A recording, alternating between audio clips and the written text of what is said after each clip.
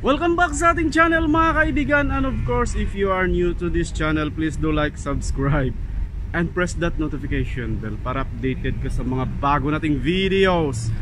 Well mga kaibigan, Victor Ortiz Jr. bagong champion mga kaibigan.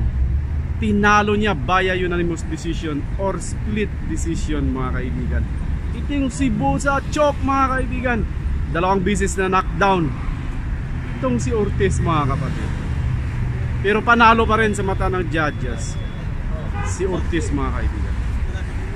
Maybe dahil sa dami ng mga malinis niyang patama at saka yung knockdown kasi ni Buhachok, parang masasabi natin parang mga slip, parang mga talisod. So hindi masyadong sulit ang kanyang knockdown. At saka after doon, yung mga patama niya is medyo limitado na. So na-outbox siya ni Ortiz.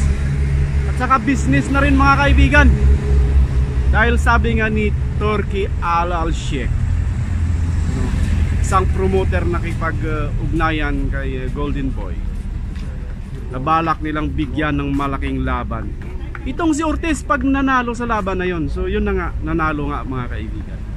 So ibig sabihin, it's about the money and it's about business and profitability mga kaibigan. So baka nakita ng mga judges na mas mabenta itong si Ortiz kapag siya ang nanalo.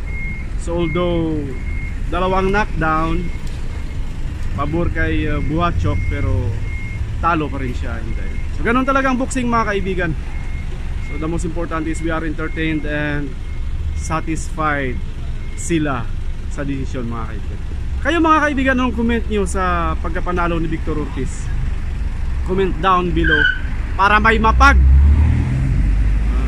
talunan kayo dyan sa comment section. Thank you so much for watching and see you on our next video.